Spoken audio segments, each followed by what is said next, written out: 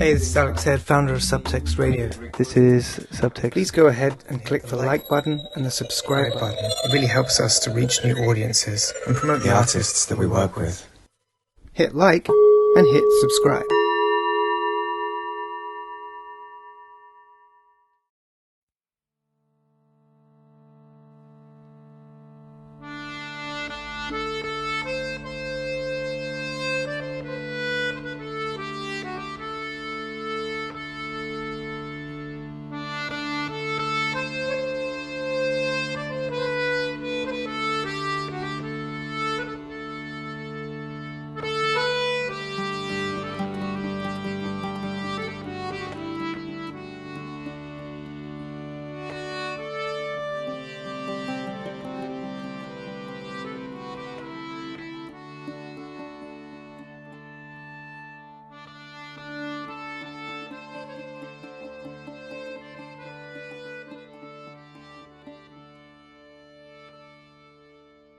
I'm Sam Walsh, and I'm speaking with Tamsin Elliott. Tamsin's a multi-instrumentalist, composer, and filmmaker based here in Bristol, co-leader of the fusion project Solana, and a member of the European folk band Hedera. Her debut solo record FREY, out now on Penny Fiddle Records, is a gorgeously textured exploration of societal disconnection, environmental grief, pain, and chronic illness, expressed through a soundscape of accordion, harp, whistle, voice, drones, field recording, and more. Welcome, Tamsin. Can you start by painting a picture of what life was like for you at the time of writing FREY? Set the scene a bit. What were you dreaming of in those days? Tell me about what your daily experience was like at that time. I wrote a lot of the music on FREY during the pandemic. Some pieces are a bit older than that, and I wrote during a time before the pandemic when I was quite unwell, and the newer pieces were all reflecting on that time as well. So it's almost a retrospective album in that it came from an experience of being very ill for a number of years and then kind of emerging into this pandemic world where everyone kind of joined me in the limbo that I was already in. I'd already had to cancel tours. I was waiting for surgery. It was all like, I felt like my world became very small. And then with the pandemic, that was where I was already. And a lot of the music came out of that. How do you think that those things bleed into the music? How do you think they bleed into the sounds? It's quite a sad album. I channeled a lot of my sadness and grief into it. And I also used field recordings from hospital stays.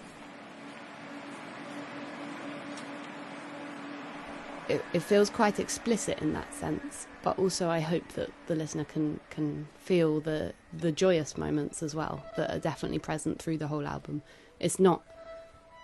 It's kind of sad on the surface, but I think underneath it was a process of finding strength and finding solace and finding human connection that can carry us through hard times. And it became really evident in the pandemic and for me beforehand that really what keeps us sane and alive and happy is connection with others and a connection with the natural world. And so I think that's essentially the message of the album.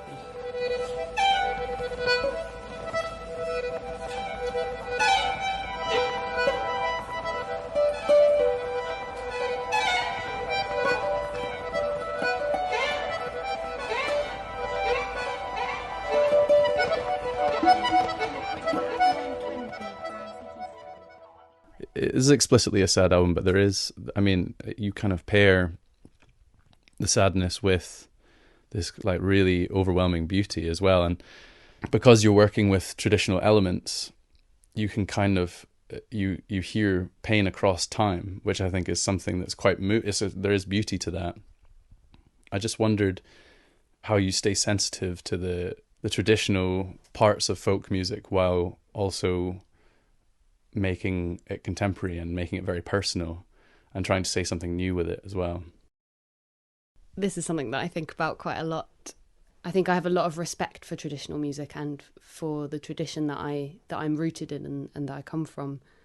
But in and of itself, like writing tunes which could be perceived as traditional is adding to the tradition, and it is contemporary.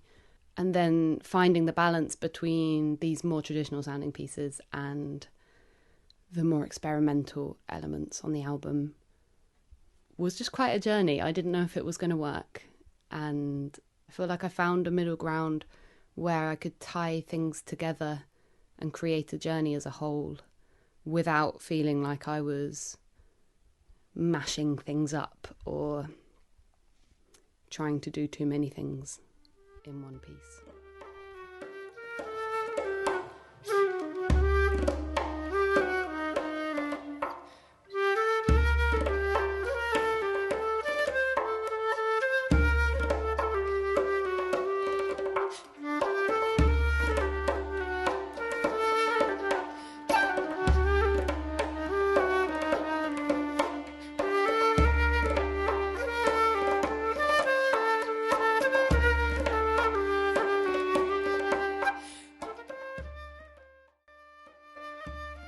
This is your first solo record, but that's sort of solo in inverted commas because you're working with a lot of the musicians that you work with in your other projects as well. And so how did you delineate between doing something like that and then doing something that was yours or named after yourself? I feel like the way that I differentiate it in my head is that for FREY, I wrote all the music. I mainly wrote it alone, with ideas of what the other instruments would do. I don't like performing alone. I don't like performing solo. And I think connection with other musicians to create a sound together is what is most exciting for me in music. So I never had the intention of making a solo record. Maybe I will do at some point, but I like the combination of other instruments and playing with other people. But I wrote the pieces largely by myself with ideas of what the others would play, and then the supporting musicians also brought ideas, but in a smaller amount. You were taking ownership over the narrative and the theme of the album, and you were kind of directing it rather than it being all of your performing.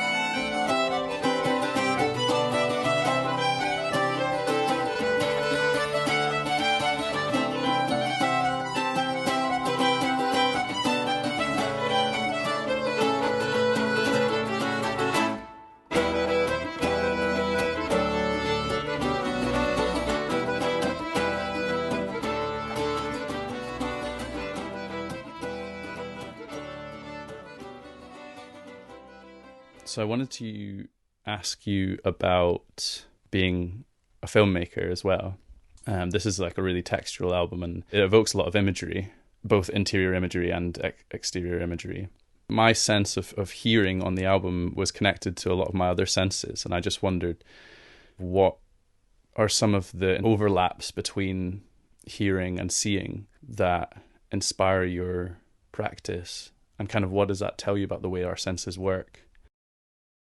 Around the time that I was writing a lot of these pieces, I got quite into abstract visuals, abstract photography and abstract video capture. So I was doing a lot of reversing the lens on my camera to create a super macro effect. So you put the lens on backwards, literally, and you can look at things really close up and it's unclear what you're looking at. And I'm into abstract art, and I think this interest grew in me at the same time as my love of ambient music. There's something beautiful about the unclear and the directionless and the oblique that I think bleeds into both like audio and visual stuff for me. I think that's one of the amazing things about music in general, is that it's sort of inherently abstract in a way, because it's kind of extra linguistic, isn't it? It does have a language, but I suppose it's just not words, which is the least abstract form.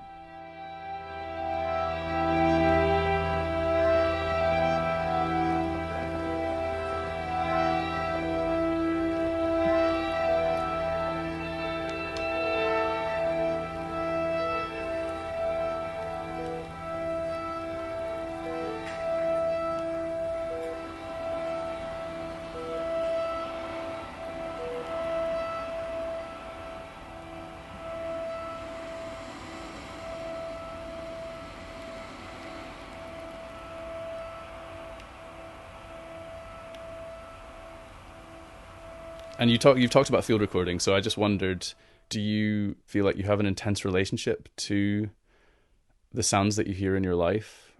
I feel like quite a newbie in terms of like being a field recording artist or using field recordings, and it's something I want to dive into more, and I want to create more space in my practice for incorporating the sounds that I hear around me, or for writing music inspired by the sounds that are all around me all the time, because it's easy to not notice them.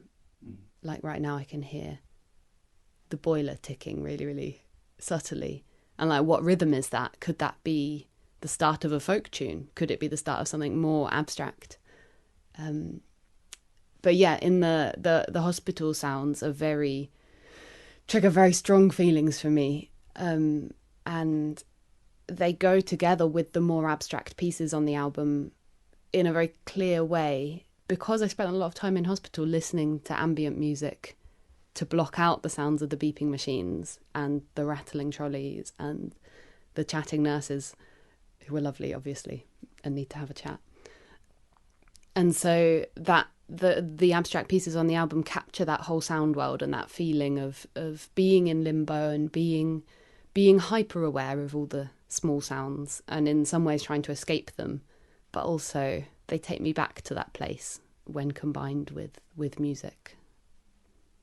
I mean, you've talked about healing and acceptance. Where do you see music where do you think it has its biggest potential as a tool for healing? And kind of what can music express about healing that words alone can't do? I think the potential that music has for healing depends so much on the person. And for example, I feel so whole and energized when playing folk tunes in the pub when I've got energy. If I'm having a day of fatigue, that's obviously harder, and in that moment the kind of soft cushion of ambient sounds, like an hour of Brian Eno, might be what I need in that state. And for different people, like, just for listening, it can be a huge tool. And then also playing with people or on your own, or just exploring sound, I think has such a potential to like unhook your brain from from looping about pain.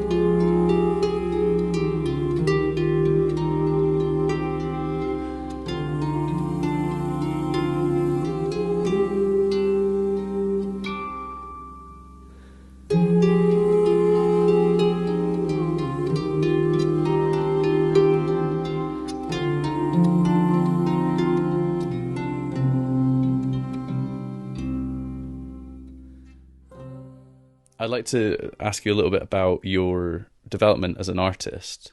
For most artists, originality is kind of preceded by a phase of learning and often emulating other artists as well. And I just wondered what that was like for you, how you kind of describe your own development as an artist and the transition towards your own voice and this kind of moment of saying with your solo album, this is my voice. So I think a lot of my development was emulating traditional music. So I come from a background of playing trad, English, Irish and Scottish tunes, and I also played a lot of Eastern European music as a young teenager. So when I started writing music, I write a lot, and I still write a lot of tunes which could be traditional, and I think that in doing that I slowly am finding a way of writing that is very me. And I wouldn't say I'm totally there. Like, I've put out a solo album, and that is captures an image of what I was doing in that moment of my life, and it does have a distinctive voice, but that's not necessarily a permanent voice.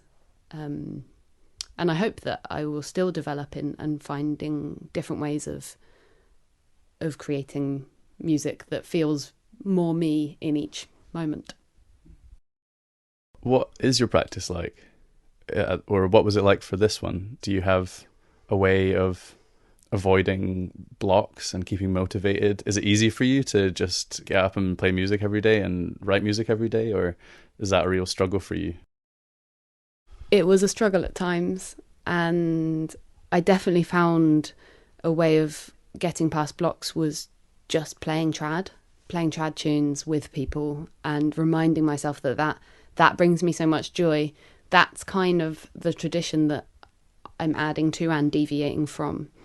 So that was like one side of the practice, and I guess that's where the more traditional sounding tunes on the album have arisen from. And then I also set myself, in the early stages of writing FREY, I set myself a challenge of making a small 30-second clip of something. And the more experimental stuff on the album, a lot of those pieces came from these audiovisual miniatures, because I combined them with abstract video as well.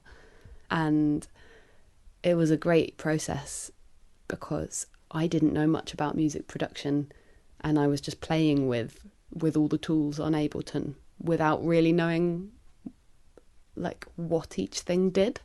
So having a space of curiosity in order to explore these new ways of working was really good. And in fact, quite a few of the pieces did just end up developing into something that ended up on the album. That's a really interesting exercise. Did you just come up with that? I think I just made it up because I was feeling really blocked. I did have some creative coaching from Sound of Music, who supported me in making the album on their artist development program. But I don't think that came from one of the coaching sessions. Someone who does a similar thing is the amazing Bex Birch, who was mentoring me during quite a large part of the album writing process. And she's definitely done write a thing a day for 90 days. But that I think I'd find scary. I quite liked my do a 30-second clip a week plan. It felt a bit more gentle on me. How do you untangle yourself from the creative process when you need to? Do you have other hobbies that kind of let you escape from the feeling of needing to create or feeling like you need to work on the project? I think I'm a bit of a workaholic. And especially when I was feeling a bit stuck in this process, I found it hard to untangle myself from that during the writing of FREY. The same things that allowed me to disconnect also helped in getting me back on the horse in terms of being creative again. And I think it's so important. And I know it's so important. And I have to remind myself of this, to take time off properly, go on a cycle tour, or just even a small bike ride, or go and play tunes at the pub. I know that's still music, but it's different because it's not performative. It's like sharing.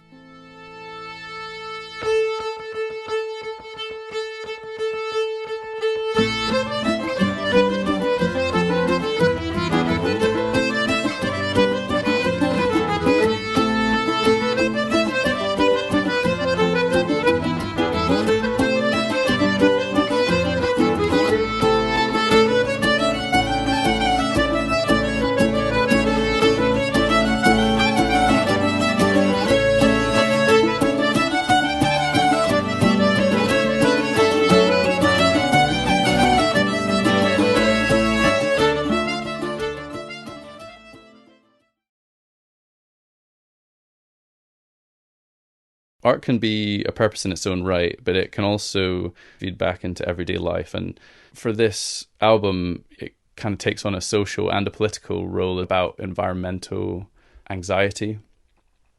Can you describe your approach to making an album that is political in that way? That's a really difficult question.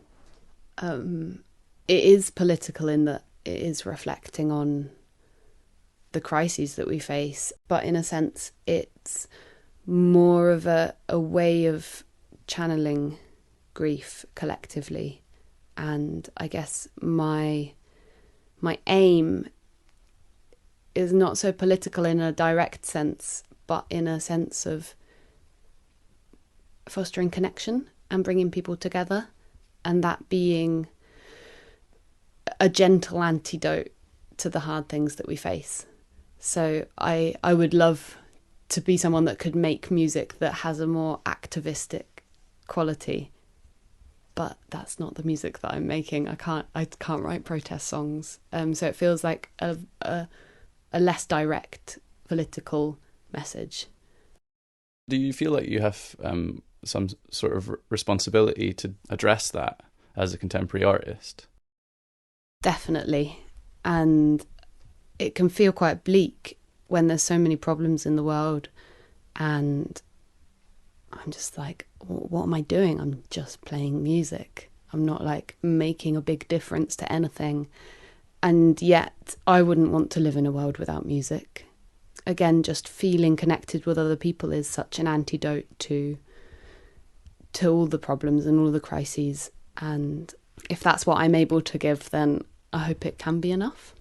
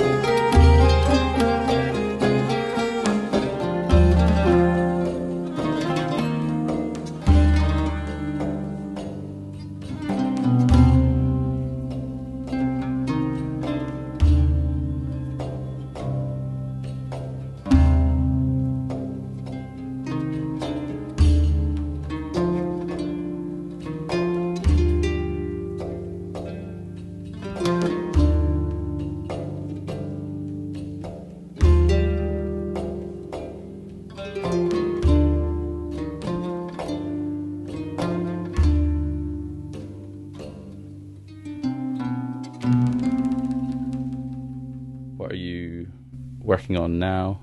Is there anything you'd like to plug?